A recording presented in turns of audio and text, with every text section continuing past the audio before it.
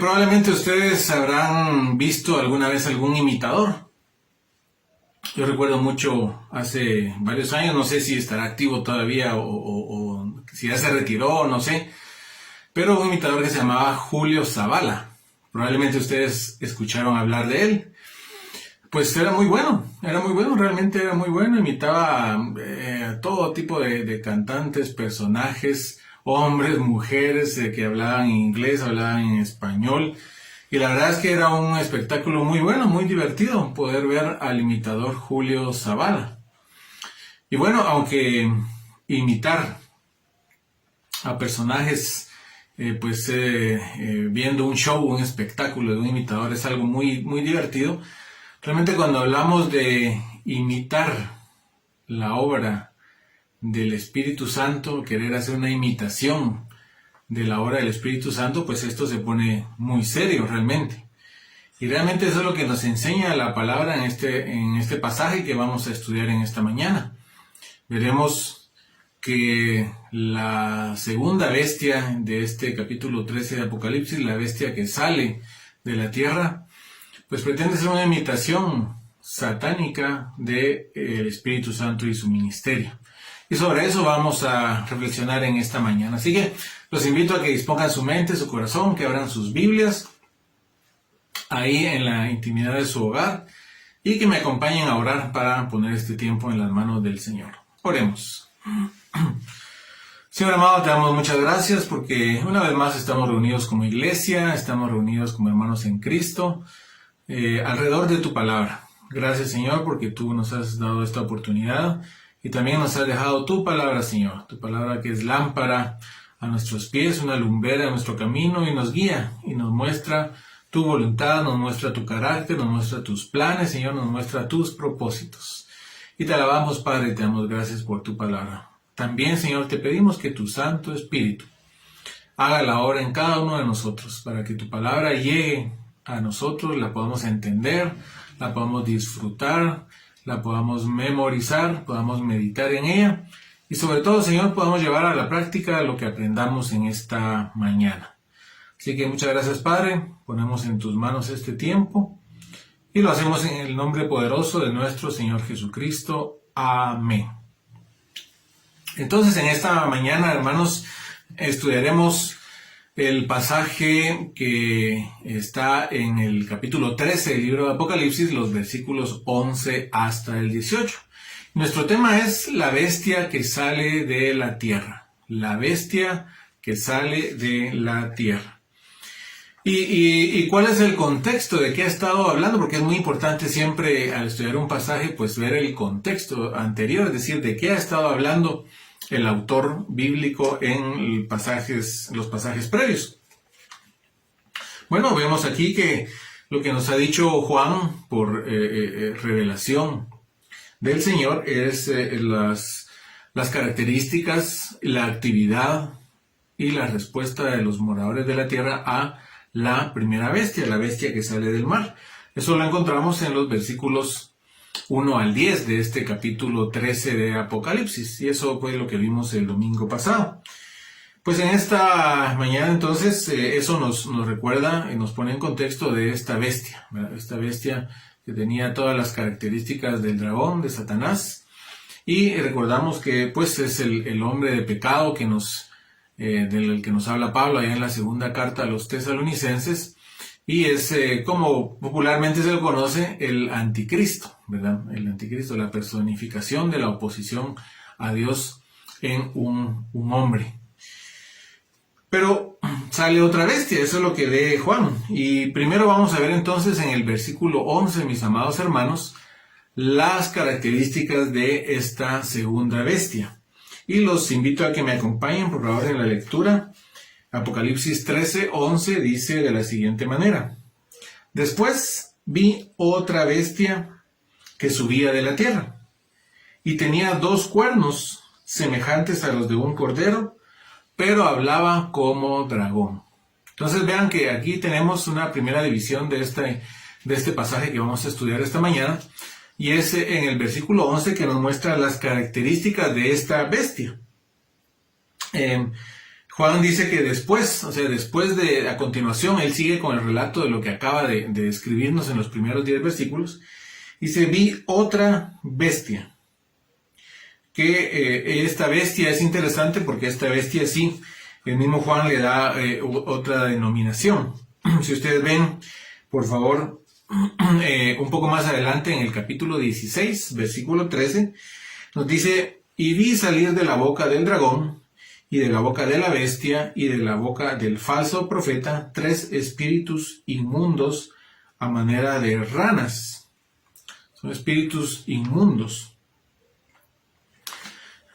Pero lo importante aquí es que nos dice que esta segunda bestia, que nos está hablando aquí en el versículo 11 del capítulo 13, allá en Apocalipsis 16, 13, el apóstol Juan le llama el falso profeta. Entonces entendemos, es esta misma y esta segunda bestia, esta bestia que sale del mar, se le llama también en el mismo libro de Apocalipsis el falso profeta. Bueno, y dice que esta bestia subía de la tierra. La palabra que usa para tierra pues no representa el planeta Tierra, sino representa la tierra donde uno se puede parar en contraposición o en oposición al mar del versículo 1 de este mismo capítulo 13, de donde sale la primera bestia. Entonces se refiere a la tierra firme, en contraste con el mar. Y es interesante, hermanos, porque la gente en la antigüedad creía que los monstruos marinos eran siempre más grandes y más poderosos que cualquier animal terrestre. Entonces aquí ya vemos que hay una división, porque esta segunda bestia se percibe como menos poderosa que la primera bestia, la que salió del mar. Entonces es un detalle muy interesante. Y dice que tenía 2 cuernos semejantes a los de un cordero.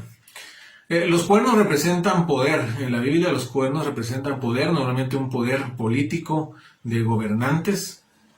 Pero aquí se nos dice que tenía 2 cuernos como de un cordero. Quiere decir que seguramente será una persona que tenga mucho poder y que tenga apariencia de ser alguien pacífico, como un cordero.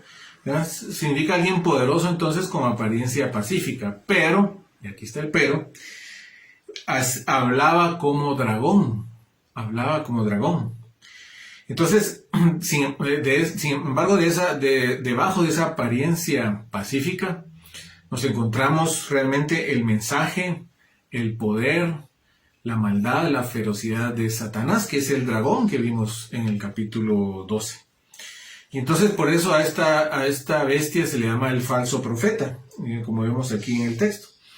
Porque a pesar de ser una persona que aparentemente es pacífica, pues en realidad transmite mensajes y no es un profeta de Dios, porque no transmite mensajes de Dios, sino transmite el mensaje, las palabras y el carácter de Satanás y sus intereses. Entonces, por eso es que no es un verdadero profeta de Dios. Recuerden que el profeta es aquel que habla de parte de alguien. Ese es el significado de la palabra profeta. Pero los verdaderos profetas de Dios hablaron siempre de parte de Dios, dieron los mensajes de Dios. Pero este hombre, este personaje, pues hablará de parte de Satanás, de parte de la primera bestia. Entonces, hermanos, esto nos lleva a una primera reflexión. Debemos de reflexionar en esto. Porque esto de ser unas personas con apariencia pacífica, pero dar mensajes diabólicos, realmente no es algo nuevo. No se hará solamente en esa oportunidad. Los falsos profetas, los falsos mensajeros han estado siempre a la orden del día.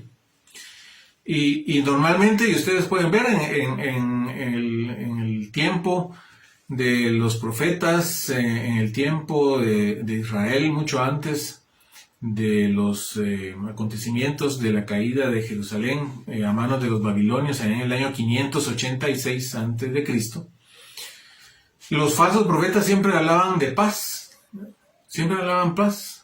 hablaban de seguridad, hablaban de bienestar, hablaban de que Dios estaba con ellos, que Dios estaba de parte de ellos, que tendrían bienestar, prosperidad, tendrían paz. Ustedes pueden ver los profetas Isaías, Jeremías, Ezequiel. Hermanos, estos profetas están llenos de referencias a falsos profetas, y si ustedes ven, estos falsos profetas siempre hablaban de paz, de bienestar, de seguridad, de bendición de parte de Dios. Pero Dios no los había enviado. Ellos hablaban, dice, falsedades. Amados hermanos, aquí la reflexión es que hoy no es diferente. La situación hoy no es diferente. ¿Por qué?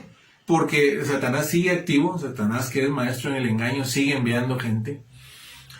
Y sigue habiendo falsos profetas. ¿En dónde se ven? Pues en las personas que andan hablando falsedades. Ustedes pueden ver predicadores, ustedes pueden ver pastores incluso, con apariencia de piedad, apariencia muy pacífica, pero que sus mensajes realmente no son de Dios. Ustedes pueden ver que normalmente cuando alguien siempre usa la misma técnica, siempre hablando de bienestar, de prosperidad, de bendición, de poder, de influencia, y esto está en los medios, ¿verdad? Nosotros podemos ver, ponemos la radio, ponemos los canales, y lo vemos ahí, y ahí están las muchedumbres, ahí están las multitudes, como cumpliendo lo que dice Pablo a Timoteo, que se amontonarán, ¿verdad? Porque tendrán comezón de oír y buscarán maestros que les digan lo que quieren oír. Y estas falsedades, esto de paz, de prosperidad, de bienestar, de que todo está bien, y no confrontan el pecado. No confrontan el pecado con el cual todos nosotros luchamos. No confrontan que hay que cambiar, que hay que volverse a Dios de verdad. Eso no se oye, ¿verdad? Solo se oye de bienestar, de declarar, de decretar prosperidad y este tipo de cosas. Y entonces hay que tener mucho cuidado. Esto nos lleva a esa reflexión, hermanos. Hay que tener mucho cuidado. Hay que analizar lo que escuchamos. Hay que analizar lo que escuchamos. Si es una correcta interpretación bíblica, si está adecuado a la palabra del Señor. Y si nos llama a buscar una devoción mayor por el Señor y no solo nos dicen que todo está bien, que solo es cuestión de hablar, de declarar, de decretar, ¿verdad? Ese tipo de cosas para que tengamos bienestar, prosperidad, porque todo está muy bien, ¿no? Siempre tenemos que estar luchando nosotros con nuestro propio pecado. Bueno, aquí vemos las características de esta segunda bestia, pero ahora veremos cuáles son sus actividades, qué es lo que hace esta segunda bestia. Esto lo encontramos, hermanos, en los versículos 12 al 15 de este capítulo 13 de Apocalipsis.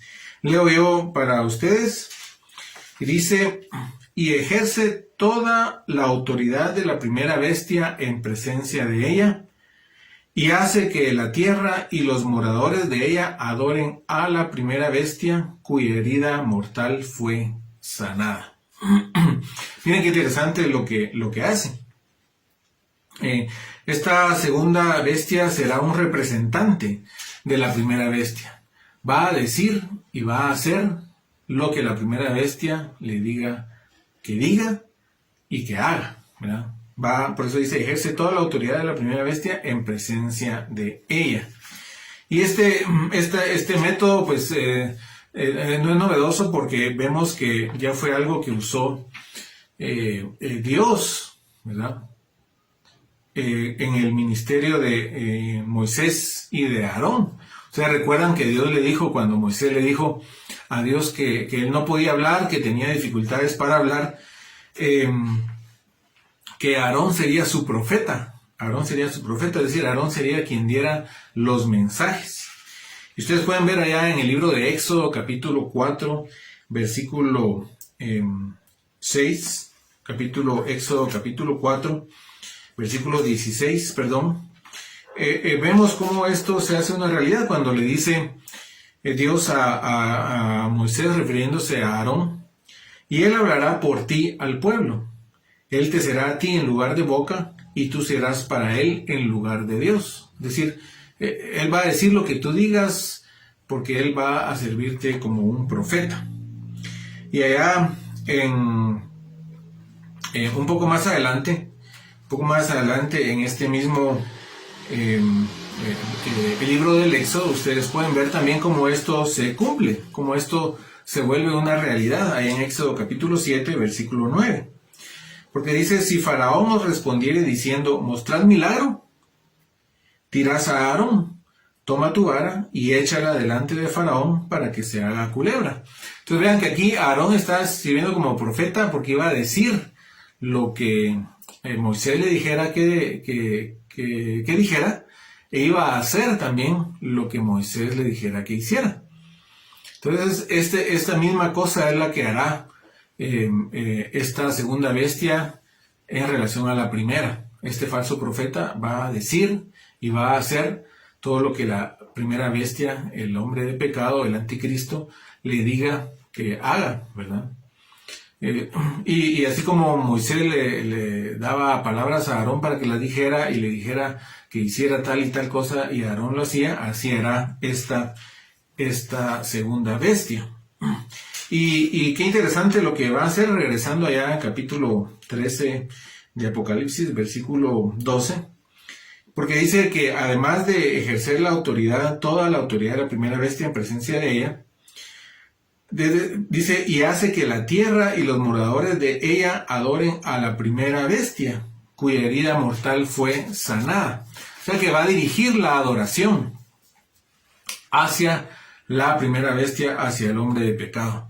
Entonces no solo promueve esta segunda bestia, que es un hombre también, será un hombre. Recordemos que estos son símbolos, pero en realidad son hombres los que van a desarrollar estos papeles. Entonces este hombre va a promover la adoración de el otro hombre que es la primera bestia y que es el gobernante mundial, como vimos el domingo pasado.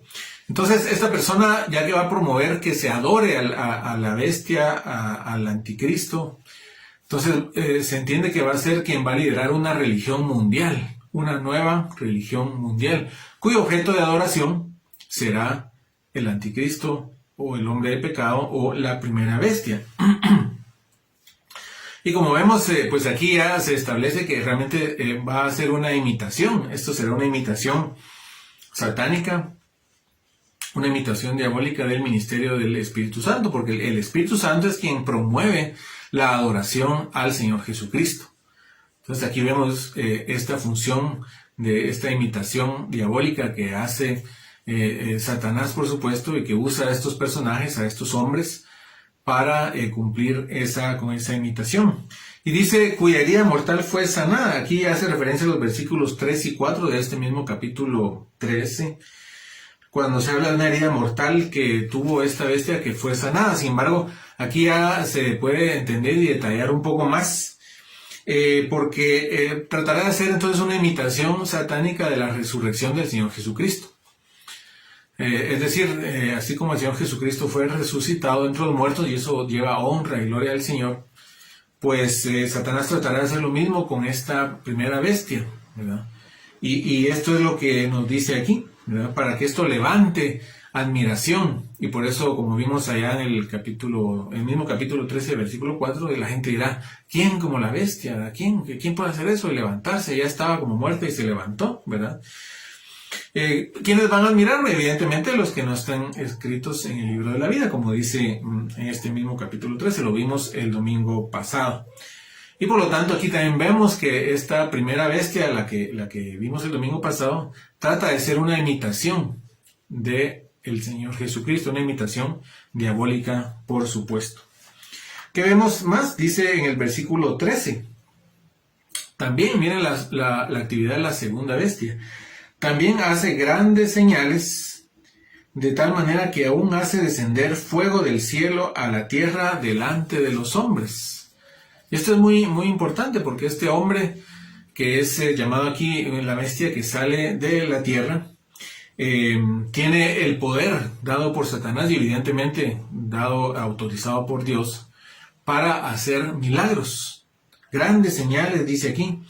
Y recordemos que Satanás pues es un especialista en engaño. Y aquí con este poder que recibirá y esta autorización que tiene, porque recordemos que Satanás es poderoso, ¿verdad? pero está sujeto a la autoridad del Todopoderoso que es nuestro Dios, pues usa este poder para engañar. Y entonces estos milagros, estas grandes señales que nos dice aquí el versículo 13, son milagros verdaderos, no son falsificaciones, no son como todas esas cosas que muchas veces se han descubierto de personas que supuestamente estaban mal, enfermas y pasaron y fueron sanadas y después se descubrió que era un engaño, sino que serán señales verdaderas. Aún dice, hacer descender fuego del cielo a la tierra delante de los hombres. Entonces es muy importante reflexionar, mis amados hermanos, porque los milagros verdaderos hechos por Satanás existen. Ustedes pueden ver muchas veces en muchos lugares de adoración de falsas religiones donde hay un montón de velas y altares hacia un santo, hacia un personaje, y notas de agradecimiento porque fue sanado a una persona, fue curado milagrosamente. Son reales, esos milagros son reales, no son falsificaciones. Pero ¿de dónde vienen? ¿Cuál es el propósito? El propósito es engañar y seguir teniendo cautiva la mente de estas personas hacia la adoración de personas y de cosas que no son el único Dios vivo y verdadero, que es el único digno de adoración. Entonces pensemos en eso.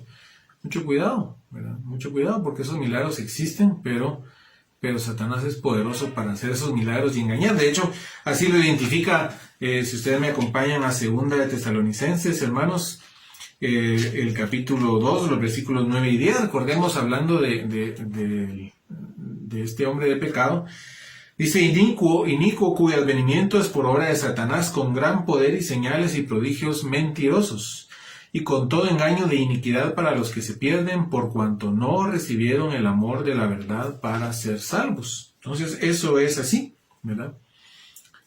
Pero no es algo novedoso tampoco, hermanos, porque allá en el Éxodo también pasaba eso. En Éxodo pasaba eso justamente con los milagros que Dios hacía por medio de Moisés y Aarón. Veamos en Éxodo capítulo 7, hermanos, los versículos 11 y 12.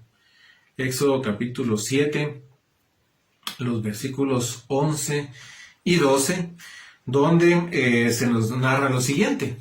Dice: entonces llamó también Faraón sabios y hechiceros, e hicieron también lo mismo los hechiceros de Egipto con sus encantamientos.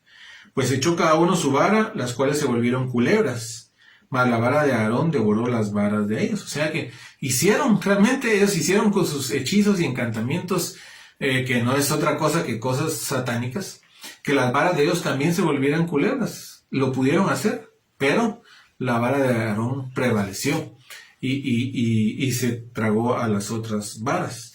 Vean lo que pasa también en el capítulo 8, versículo 7, ahí mismo en el libro de Éxodo. Éxodo 8, 7 dice: y los hechiceros hicieron lo mismo con sus encantamientos e hicieron venir ranas sobre la tierra de Egipto. Miren qué señales realmente las que hicieron. Cuando Moisés dijo que vinieran las ranas, pues los hechiceros hicieron lo mismo, ¿verdad? ¿Con qué poder? Poder de Satanás. Milagros verdaderos, pero un poder satánico, un poder del diablo. Bueno, ¿qué más nos dice este versículo 14? Y engaña a los moradores de la tierra, regresando a Apocalipsis 13, mis amados hermanos, y engaña a los moradores de la tierra con las señales que se le ha permitido hacer en presencia de la bestia. Miren, se le ha permitido. ¿Quién le ha permitido? Dios. Está dentro de sus planes maravillosos que esta bestia pueda hacer, este hombre que se le llama bestia aquí, puede hacer estas señales.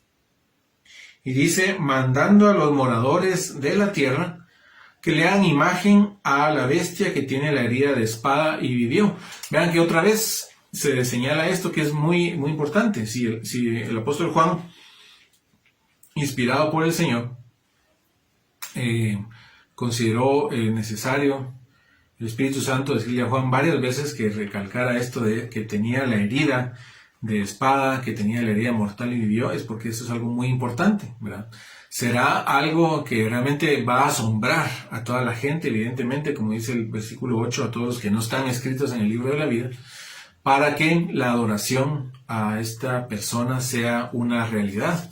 Entonces, esta segunda bestia va a hacer que este engaño que haga con estos milagros, con estas señales, estos prodigios, va a ser tan poderoso que va a hacer que la gente haga representaciones de el anticristo, del hombre de pecado, de la primera bestia, de este gran gobernante mundial opuesto a Dios y dirigido por el dragón que es Satanás. Pero esto no debe extrañarnos porque la gente hace estatuas de aquellas personas a las que admira. Nosotros estamos rodeados de todo esto. Hay estatuas gigantes de personajes admirados, ¿verdad? Hay fotografías enormes. Hay un montón de cosas que recuerdan o que representan personajes, personas que son muy admirados. Entonces no debe extrañar que este falso profeta convenza a la gente de hacer representaciones, de hacer imágenes, fotografías y tantas cosas de el anticristo, de la primera bestia, ¿verdad? Pero dice en el versículo 15, Apocalipsis 13:15, siguiendo con nuestro estudio, dice, y se le permitió infundir aliento a la imagen de la bestia, es decir, a esta segunda bestia, que es el falso profeta, se le permitió infundir aliento a la imagen de la bestia, para que la imagen hablase o hiciese matar a todo el que no la adorase. Entonces, esto es algo, hermanos, muy interesante porque nos lleva a la pregunta, ¿qué es lo que habrá visto Juan? ¿Verdad? Porque él nos dice que esta segunda bestia convenció a la gente para que hiciera imagen de la primera bestia, o sea, del anticristo, y se le dio poder para que esta imagen hablara, ¿verdad? Y le infundiera vida, dice, aliento a la imagen para que hablara. Y entonces eso es algo muy importante porque, bueno, ¿qué habrá visto Juan? ¿Verdad? Algunos piensan que podría ser, por ejemplo, una estatua que hable, por ejemplo, como uno de estos, como robots, ¿verdad? O androides que le llaman. Yo personalmente más creo que probablemente lo que Juan vio fue una imagen de televisión gigante, ¿verdad? Recordemos que en aquel tiempo pues no había televisión. Pues, probablemente él vio esto y vio que esta imagen hablaba, ¿verdad? Y tal vez este falso profeta era una especie de presentador, ¿verdad? Que delante de una pantalla gigante decía, miren, aquí está nuestro gobernante. Y este gobernante entonces iba a hablar, ¿verdad? Pero evidentemente no era la persona, sino era una imagen, una representación. Probablemente esto es lo que Juan vio. Y dice que esta imagen iba a hablar y dice que tendrá poder para ordenar la muerte de quienes no lo adoren. Que también no es algo nuevo. Recuerden que ya allá en Daniel, libro de Daniel capítulo 3, nos narra que el rey Nabucodonosor fue persuadido para que hiciera una imagen y que el que no la adorara pues fuera echado inmediatamente en el foso de los leones, ¿verdad? En el foso de los leones, que fuera muerto, más bien por fuego. Ustedes pueden ver allá en Daniel el capítulo 3, no lo busquen, yo lo busco para ustedes. Daniel capítulo 3, el versículo 6, por ejemplo, dice, cualquiera que no se postre y adore inmediatamente será echado dentro de un horno de fuego ardiendo. Ese era el castigo, ¿verdad? Entonces, esto no es nuevo y ocurrirá entonces nuevamente en este tiempo de la gran tribulación. Bueno, pero ahora veamos qué es interesante, porque ese es uno de los aspectos más interesantes que tiene este pasaje. Todo es interesante, pero más interesante digo yo en el sentido que provoca mucho la inquietud de qué será, y es la marca de la bestia en los versículos 16 al 18 de Apocalipsis 13. Y qué interesante, leo yo para ustedes. Y hacía que a todos, pequeños y grandes, ricos y pobres, libres y esclavos, se les pusiese una marca en la mano derecha o en la frente. Y esto es lo que hacía entonces esta bestia, ¿verdad? Dice que hacía que a todos se les pusiera una marca en la mano derecha o en la frente. Nuevamente, esta es una imagen satánica de la marca que se hace de los que son fieles al Señor, aquí mismo en el libro de Apocalipsis, solo que el capítulo 7. Ustedes pueden ver en el capítulo 7, versículo 3, ya lo vimos cuando se habla de los 144,000 sellados, cuando dice que se le habla al ángel y se le dice: no hagáis daño a la tierra, ni al mar, ni a los árboles, hasta que hayamos sellado en sus frentes a los siervos de nuestro Dios. O sea que esta es una imitación también satánica de la marca. Allá estos que se le iban a estos 144,000 sellados era para mostrar que pertenecían al Señor, ¿verdad? Su pertenencia al Señor. Y aquí es interesante porque dice que la marca se les pone en la mano derecha o en la frente. Estos lugares son seguramente para que sean muy visibles, muy evidentes. Pues uno tiene una marca en la frente, es difícil que no sea visto. Pero probablemente también para que tengan un fácil acceso de algún aparato lector, por lo que vamos a ver a continuación. Es decir, que sea muy fácil que se acerque un aparato para leer. Nosotros lo podemos ver ahora en estos tiempos de pandemia, mis hermanos, cuando nos acercamos a algún lugar y hay un aparato para que uno ponga la frente y le tomen la temperatura. Es muy fácil acceder a la frente de unas personas para leer algo. No estoy diciendo, conste, que estos aparatos para estos termómetros que hay en los lugares donde uno tiene que entrar y le toma la temperatura, que esto se relacione con esto. Nada más es un ejemplo de que la frente es un lugar muy accesible para que se lea algo, un aparato, ¿verdad? Y evidentemente la mano también, ¿verdad? Y recordamos, hermanos, que en la antigüedad, pues algunos dueños de esclavos acostumbraban marcar a sus esclavos para mostrar propiedad. O algunos soldados romanos, por ejemplo, que se identificaban mucho con su general, con su líder en el ejército, pues se hacían marcas que representaban a su líder para identificarse con él. Entonces, básicamente, esto de ponerles marcas, y miren que es a todos, dicen, evidentemente todos los que lo permitan hacer, porque seguramente los verdaderos creyentes no se dejarán marcar. Pues todos, pequeños y grandes, ricos y pobres, libres y esclavos, se les va a poner esta marca. Es un signo de pertenencia, un signo de identificación con. Entonces van a decir, bueno, los que están marcados se identifican, adoran a la primera bestia, al anticristo, a este hombre de iniquidad. Y dice el versículo 17, y que ninguno pudiese comprar ni vender, sino el que tuviese, dice, la marca o el nombre de la bestia o el número de su nombre. Es decir, que esta marca será un requisito para comprar y vender. El que no la tenga no va a poder comprar, no va a poder vender, no va a poder trabajar porque no lo van a contratar. Y esto será parte de la gran persecución que hará este hombre inicuo contra los cristianos, porque los cristianos verdaderos definitivamente no se dejarán marcar, ¿verdad? Y entonces no van a poder comprar, no van a poder vender, van a sufrir mucho para conseguir lo que necesiten y muchos van a morir de hambre, de sed en esta persecución porque no podrán tener acceso a comprar ni vender. Y esto tampoco es nuevo, ¿verdad? Porque en el tiempo del Imperio Romano, en algunos momentos de la persecución contra los cristianos, en el tiempo de los primeros siglos de nuestra era, pues se obligaba a los ciudadanos a que fueran y quemaran incienso en honor a César, al César, es decir, al emperador. Y a quien lo hacía le entregaban un certificado, y ese certificado le evitaba que lo persiguieran las autoridades y le permitía comprar y vender. Y el que no lo tuviera, pues era perseguido, era torturado, era encarcelado, padecía incluso hasta la muerte y no podía comprar ni vender. Entonces, realmente pasaba lo mismo porque era una gran persecución contra los cristianos en aquel tiempo. Y esto nos lleva a una reflexión, mis amados hermanos.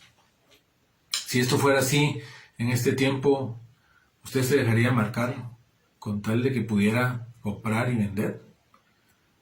¿O no? ¿O se mantendría fiel a su fe? ¿Estaría dispuesto a morir de hambre y que su familia muriera de hambre, de sed, porque no tendrán lo necesario para vivir? Aunque tengan el dinero, no van a poder usarlo. ¿Usted se dejaría marcar para evitar este sufrimiento? porque esa es la decisión que tendrán que tomar los creyentes en aquel tiempo. Y los creyentes verdaderos padecerán hasta la muerte, incluso por su fe al Señor. Bueno, noten también que el versículo 17 dice que nadie podía comprar ni vender sino el que tuviese la marca o el nombre de la bestia o el número de su nombre. La marca, es decir, el nombre o el número de su nombre son lo mismo, son equivalentes. Y esto es porque las letras tenían, hermanos, un valor numérico. Un valor numérico. Y dice, aquí hay sabiduría. Versículo 18. Leo el versículo 18. Aquí hay sabiduría. El que tiene entendimiento, cuente el número de la bestia, pues es número de hombre. Y su número es 666. Es decir, este versículo 18, que tanto debate ha producido en los teólogos, dice que hay sabiduría. Aquí hay sabiduría, quiere decir que se necesita sabiduría para resolver lo que dice a continuación.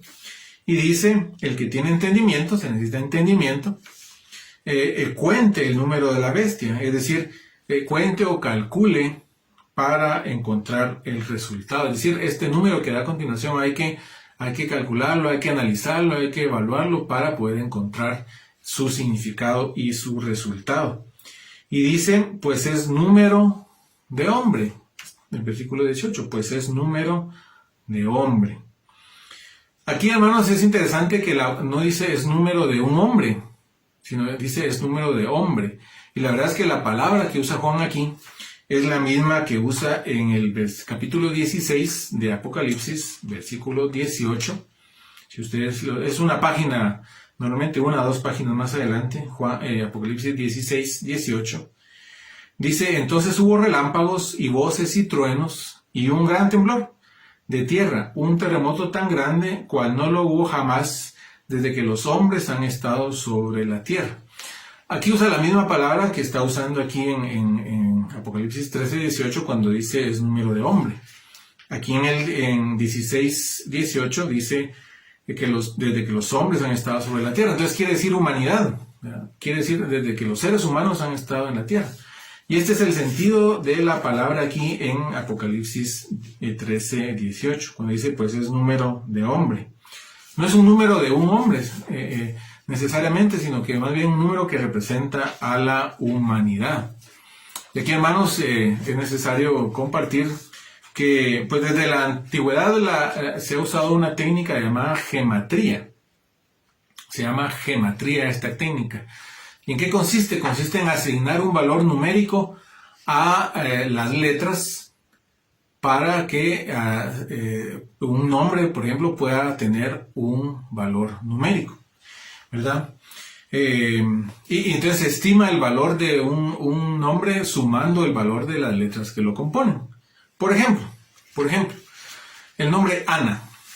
Entonces, usando esta técnica, haciendo un ejemplo así bastante sencillo, digamos que a cada letra del alfabeto castellano le asignamos un número que corresponde al número que ocupa en el alfabeto. Digamos que la A le corresponde el 1 y a la N le corresponde el 19, por decir algo. Entonces, para encontrar el valor numérico del nombre Ana, hay que sumar el 1 de la primera A, el 19 de la N y el 1 de la segunda A. Entonces, esto nos da un valor de 21. ¿Verdad? Valor de 21. 1 más 19, 20. Más 1, 21. Entonces, este es el enfoque de esta técnica llamada gematría. Entonces, bajo esa perspectiva es que muchas personas han querido descifrar pues a quién corresponde el número 666, ¿no? Porque vimos que el nombre Ana, por ejemplo, corresponde al número 21. Pero, ¿qué nombre será? Pues, y aquí es donde viene el problema, porque han resultado nombres como Nerón, el emperador, por ejemplo, o han resultado nombres como Hitler. Entonces, evidentemente ninguno de ellos era esta bestia. Entonces, más bien, hermanos, la interpretación de esto no va tanto por ahí, porque más bien el número 666 significa que simboliza la plenitud de la humanidad sin Cristo. En la Biblia, normalmente el número 6 representa lo que tiene que ver con la actividad humana. El hombre fue creado en el sexto día, se le ordenó trabajar 6 días, etc.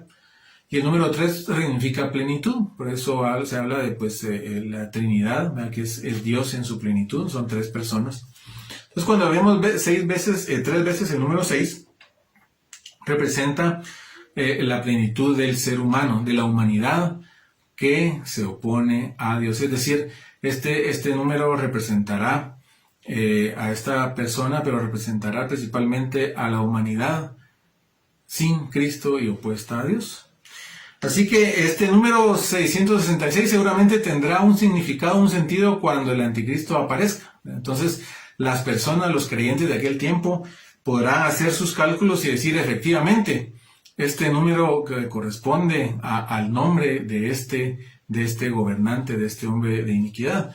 Mientras tanto, realmente, como haciendo estos ejercicios puede dar una gran variedad de nombres y ya se ve que no funciona, es realmente un ejercicio inútil poder esperar que vamos a descubrir quién es el anticristo por medio de hacer algo con el número 666. Entonces, los creyentes que vivirán en aquel tiempo sabrán y podrán corroborar que efectivamente esta escritura es cierta porque el número tendrá relación con su nombre y ellos ya sabrán quién es. Pero entonces será un tiempo de mucha angustia, mucha tribulación. Entonces, hermanos, no quisiera desilusionarlos si esperaban que yo les dijera en esta mañana, bueno, el anticristo es tal persona, porque haciendo cálculos con el 666 nos da esto, porque ya hemos visto, ustedes lo pueden investigar, se ha tratado de hacer y ha dado una cantidad muy diversa de nombres. Por lo tanto, no va por ahí el significado de esto, solo es importante reconocer que representa la plenitud de la humanidad que se opone a Dios, y en aquel tiempo los que vivan tendrán la oportunidad de corroborar que efectivamente este número tiene relación con el nombre del anticristo. Así que, hermanos, terminamos el estudio del capítulo 13, terminamos el estudio de estas actividades de esta bestia, este falso profeta que sale de la tierra.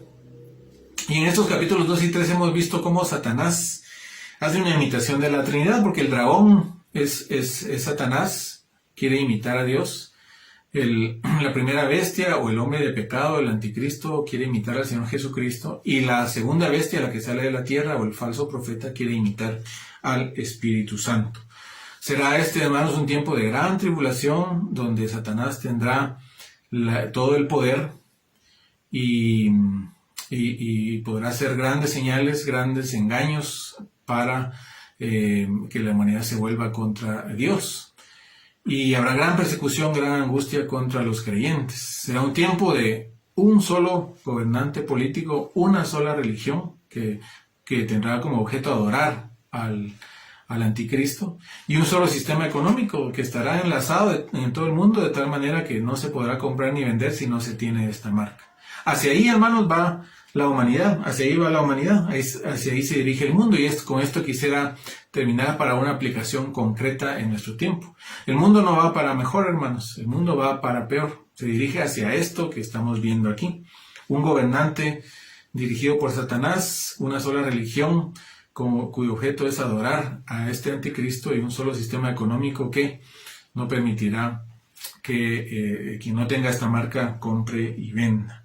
Así que esforcémonos ahora por trabajar para el Señor. Esta es la aplicación. Esforcémonos ahora por trabajar para el Señor, ahora que aún no tenemos estas limitaciones y estos problemas. Esforcémonos al máximo por servir, por trabajar, por hacer la obra que el Señor nos ha encomendado hacer, de ir y hacer discípulos. Y también, por otro lado, estemos gozosos porque se acerca cada vez más nuestro encuentro con el Señor, la venida del Señor y lo que Él hará para poner justicia en este mundo. Así que, hermanos, concluimos. La conclusión es que la bestia que sale de la tierra es una imitación satánica del Espíritu Santo y su obra. Acompáñame a orar, por favor, para despedir este tiempo. Padre, te damos gracias porque tú nos has bendecido con el estudio de tu palabra. Gracias, Señor, porque podemos saber lo que tú tienes preparado, podemos saber las artimañas y estrategias del enemigo, y sabemos que te trata de imitar. Pero, Señor, ayúdanos, por favor, para que mientras llega ese tiempo podamos nosotros servirte, trabajar para tu obra y estar gozosos porque el tiempo de nuestra reunión contigo se acerca. Ayúdanos a serte fieles, Señor, y te alabamos por tu palabra. En el nombre de nuestro Señor Jesucristo. Amén.